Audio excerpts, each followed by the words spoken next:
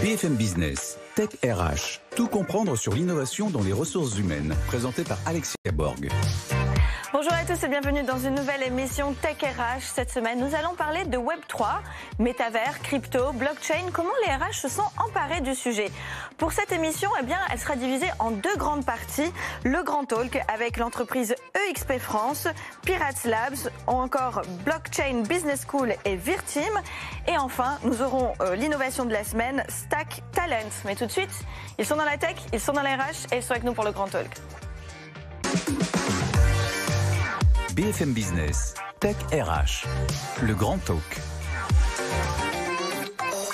Et c'est parti pour ce grand talk. On va parler de Web3, blockchain, crypto, mais surtout métavers, avec des invités qui sont très inspirants. Samuel Co, directeur général de EXP France, Bilal El Alami, cofondateur et PDG de Pirates Labs, Fabien Ansaldi, CEO de BBS, Blockchain Business School, et Kevin Soler, directeur général et fondateur de Virteam. Bonjour messieurs. Bonjour. En général, je dis messieurs, dames, mais c'est vrai que dans le Web3, il y a encore beaucoup d'hommes, c'est pas grave. La prochaine fois, qui sait, l'année prochaine, on aura plus de dames dans cette rubrique. On vous en conseillera. Voilà, j'espère bien.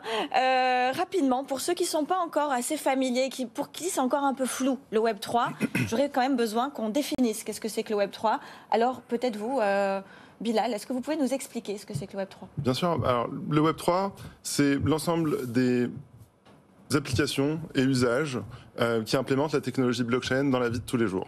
La technologie blockchain, elle apporte un peu plus de transparence, de la réappropriation des données, et on peut imaginer des applications comme dans la traçabilité du vin, comme dans le ticketing, à l'image de la finale de la Champions League où il y avait eu des problèmes sur la revente des tickets sur le marché secondaire. C'est des use cases que la blockchain peut simplifier.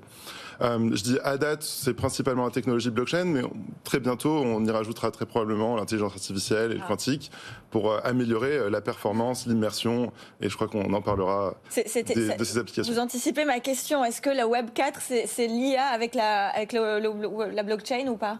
Non, je dirais pas ça. Non, je dirais que le Web3, c'est l'ensemble de ces technologies un peu disruptives comme l'intelligence artificielle, la blockchain, le quantum, qui vont vraiment améliorer la vie de tous les jours en apportant plus de transparence, plus d'efficacité opérationnelle. Alors vous rajoutez déjà le quantum dans le Web3 ? On trouve déjà des choses très intéressantes. Ce matin à Station F, il y avait France Quantique qui présentait des énormes innovations dans le secteur financier ou dans la biotechnologie. D'accord, bon, ça sera encore un sujet. Aujourd'hui, on parle RH. On va essayer de voir comment est-ce que les RH se sont appropriés de ce sujet. Web3, surtout blockchain et métavers, on va en parler. Avec moi, Fabien. Fabien, est-ce que vous pouvez aussi nous expliquer ce que c'est que la blockchain ? On a compris ce que c'était que le Web3. La blockchain faisant partie intégrante du Web3. Qu'est-ce que la blockchain pour les RH ? Alors, la blockchain, c'est une technologie, une nouvelle technologie. On va avoir plusieurs Par plusieurs technologies, oui, j'imagine. Non, mais c'est complètement complémentaire. En fait, c'est une nouvelle technologie qui va arriver. On va avoir énormément d'applications Web3 dans l'avenir. Et la blockchain, c'est non seulement une révolution technologique, mais une révolution culturelle. Parce qu'on va récupérer nos données en interne et elles vont arrêter d'être vendues par les GAFA ou toutes les entreprises qui peuvent utiliser nos données aujourd'hui. Et on va voir aussi que ça fait l'objet de formation et de montée en compétences, en tout cas. On va parler après de BBS School. Dans l'application, concrètement, comment on applique le métavers, la blockchain, la crypto ? Alors, on ne va pas parler de tout aujourd'hui, on n'aura peut-être pas trop le temps. Mais une entreprise a fait le pari de choisir le métavers comme bureau, comme lieu où se rencontrent les collaborateurs. C'est le cas de EXP France. Samuel, est-ce que vous pouvez nous expliquer le choix que vous avez fait ?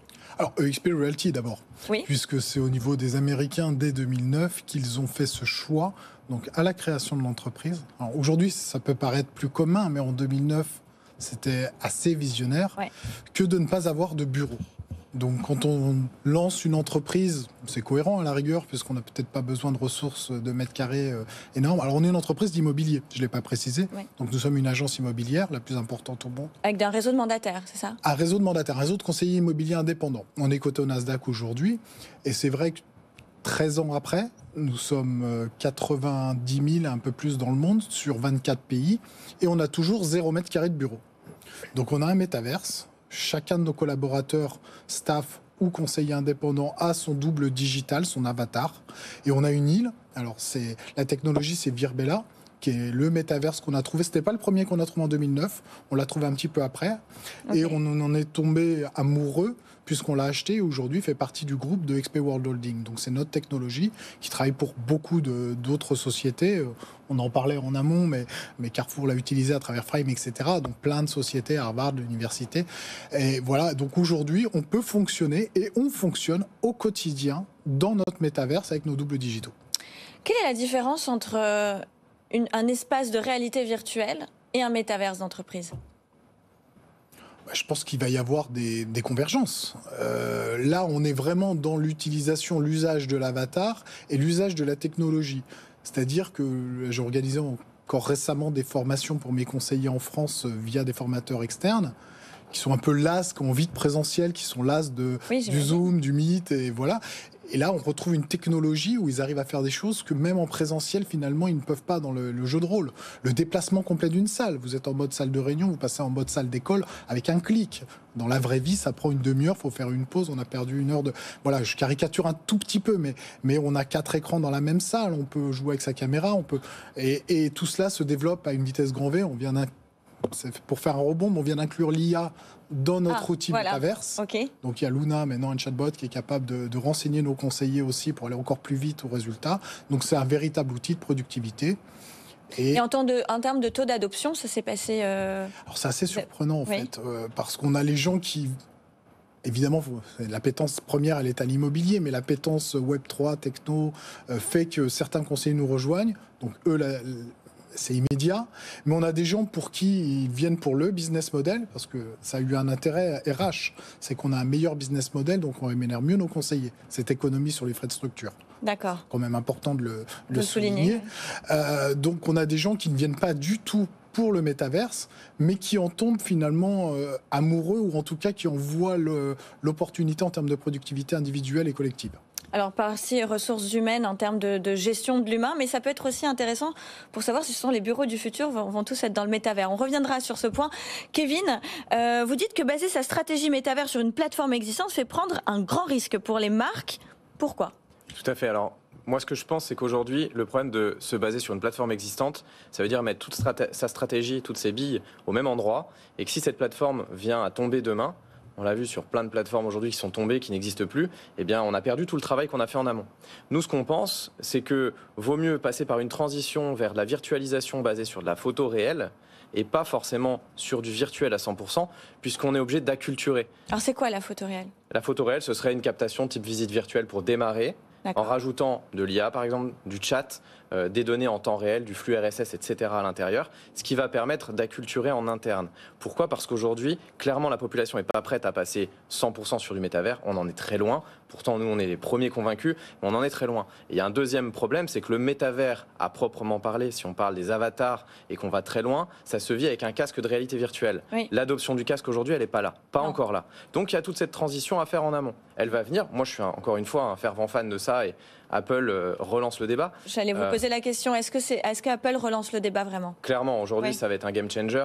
Après, il y a une problématique de prix, donc ça va, comme d'habitude, commencer par les professionnels. On va travailler en B2B, et ensuite, ça viendra sur du B2C, ça sera plus mainstream, et les prix vont baisser. Mais on passe vraiment par une transition en amont de virtualisation du réel pour les emmener vers du virtuel. Et soit on choisit d'avoir du réalisme à 100% basé sur de la photo ou de la 3D très très belle, soit on fait quelque chose de très toon, mais on ne peut pas faire un entre-deux.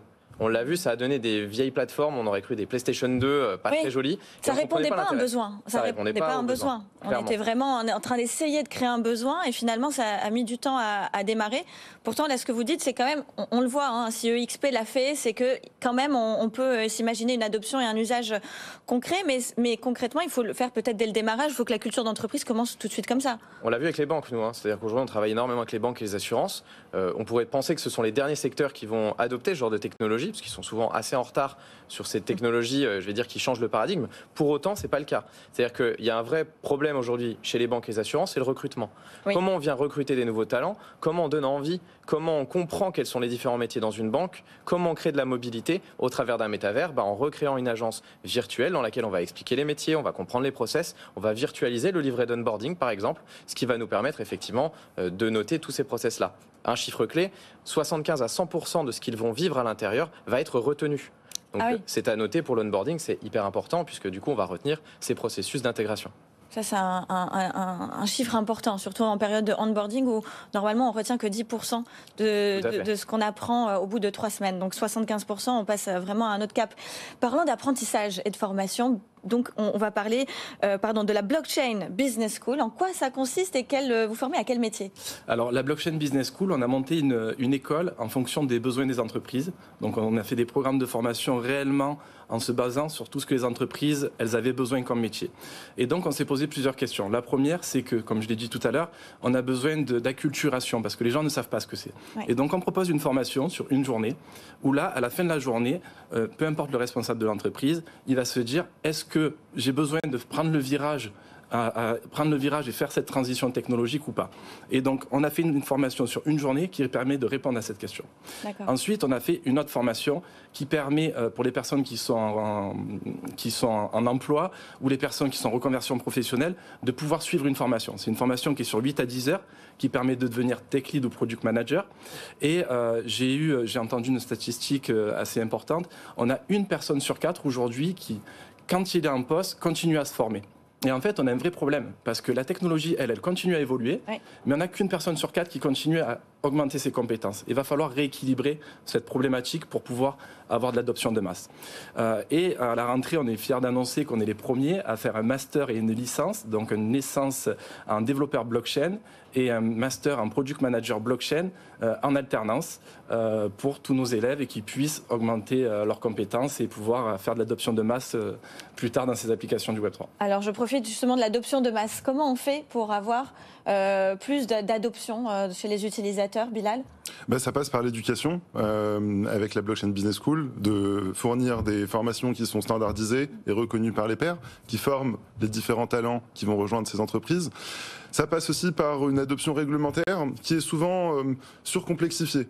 Aujourd'hui, ce qu'on se rend compte, c'est que certaines personnes ont du mal à appréhender la qualification du jeton qui va représenter une bouteille de vin, un objet de luxe ou une monnaie virtuelle. Vous parlez aussi des NFT, entre autres? Entre autres. Il y a des jetons fongibles, des jetons non fongibles, mais en fait, c'est une unité de compte qui circule sur la blockchain pour matérialiser un actif comme une monnaie, comme une bouteille de vin, comme je le disais. Et les gens ont souvent eu du mal à appréhender cette qualification juridique, et ce qu'on se rend compte, c'est que les régulateurs disent si ce jeton s'apparente à une bouteille de vin, si c'est le passeport digital d'une bouteille de vin, c'est la réglementation d'une bouteille de vin que vous devez suivre. Si c'est un avatar de jeu vidéo, c'est la réglementation des jeux vidéo que vous devez suivre. Et donc il y a cette correspondance qui, pour moi, décomplexifie l'enjeu réglementaire. Et puis le troisième volet, ça va être l'expérience utilisatrice. Aujourd'hui, il y a encore... la blockchain redistribue les cartes. Il faut comprendre comment on interagit avec ces nouvelles cartes.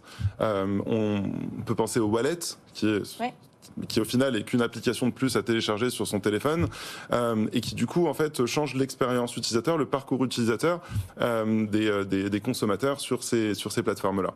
Et l'expérience utilisatrice, c'est-à-dire comment est-ce que la personne peut s'onboarder sur le site, comment est-ce qu'elle peut échanger de la valeur, comment est-ce qu'elle peut comprendre au plus vite les interactions qu'elle doit faire, ça c'est ce qu'on appelle l'expérience utilisateur, et il reste encore un petit peu d'amélioration sur ce volet-là à fournir, et c'est ce qu'on essaie de faire chez Pirates Lab, cet incubateur, un des plus grands incubateurs en Europe, qui fait 1000 m² à Levallois-Perret. Alors je vous challenge un peu, mais quand même là vous parlez d'expérience utilisateur, on le connaît, on parle beaucoup d'expérience collaborateur dans la RH.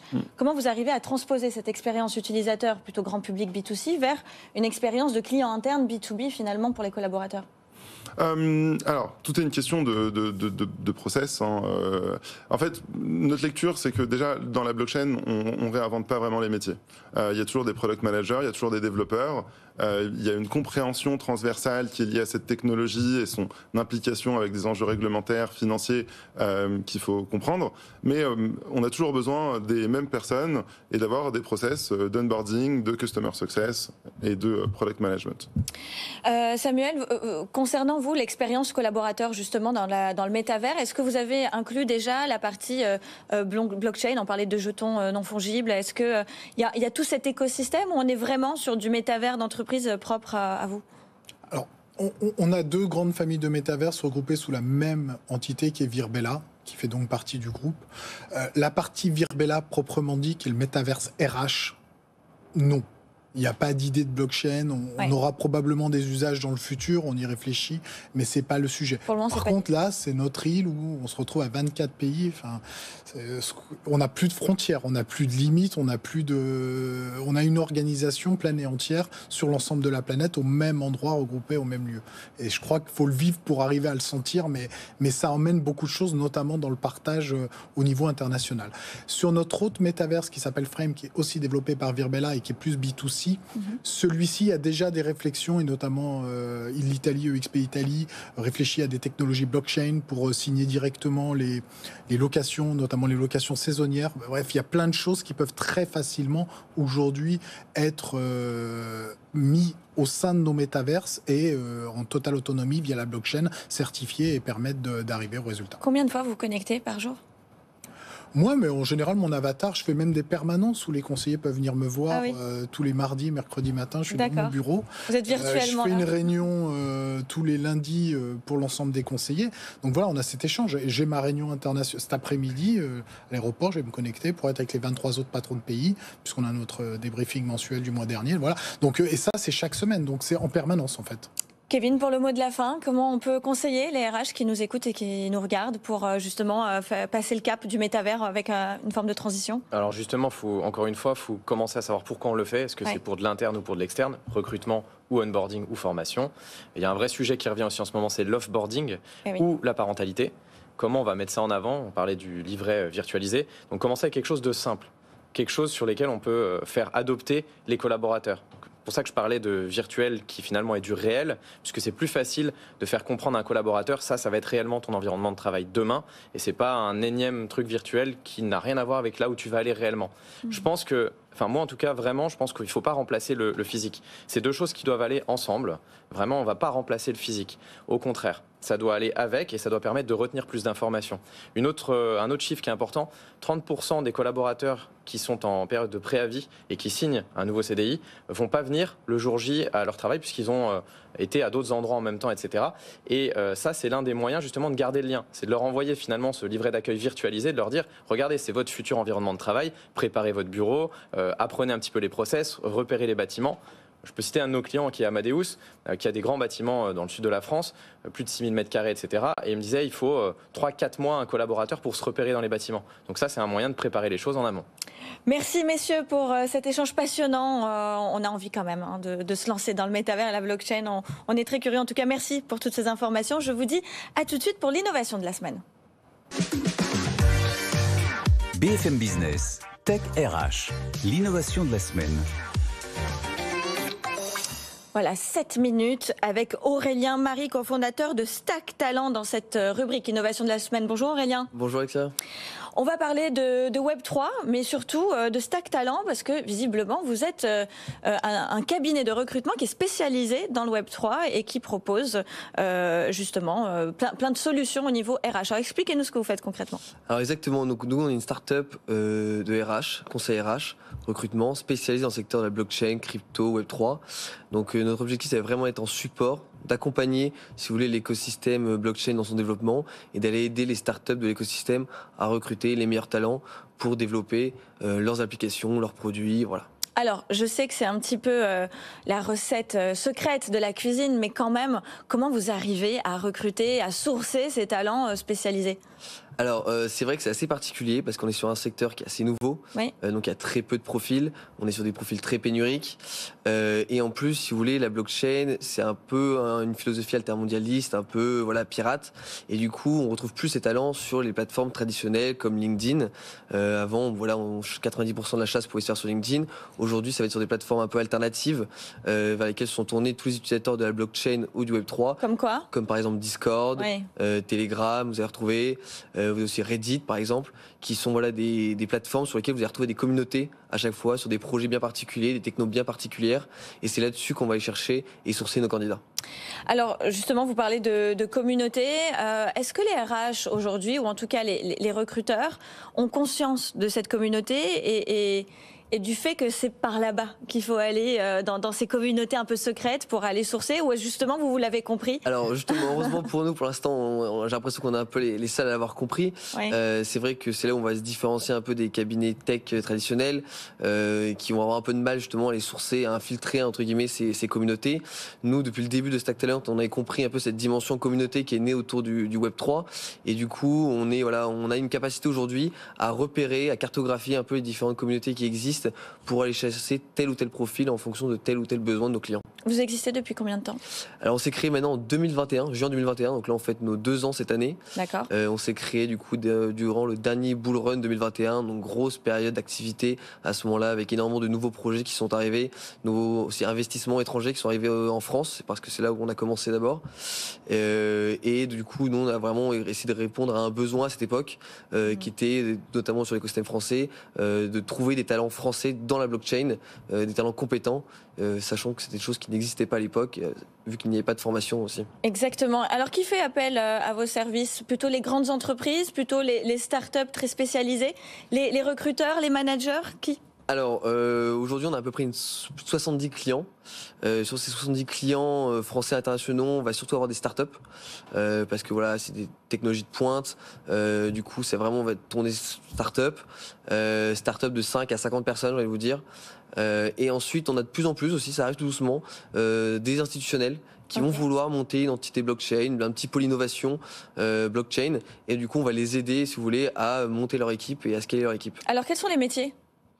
Alors les métiers vont être très variés, même si actuellement, encore une fois, c'est quelque chose de vraiment technologie de pointe, donc on va avoir 80% de nos recrutements qui vont s'articuler autour de tout ce qui va être tech, donc développeurs, ingénieurs, chercheurs, et après 20% qui vont être des positions plutôt support, donc tout ce qui va être par exemple business, sales, community developer justement, marketing, UX, UX designer, etc. Dans la blockchain. Dans la blockchain, avec aussi un gros focus sur le légal et la compliance, parce qu'aujourd'hui c'est un gros sujet pour toutes les startups blockchain.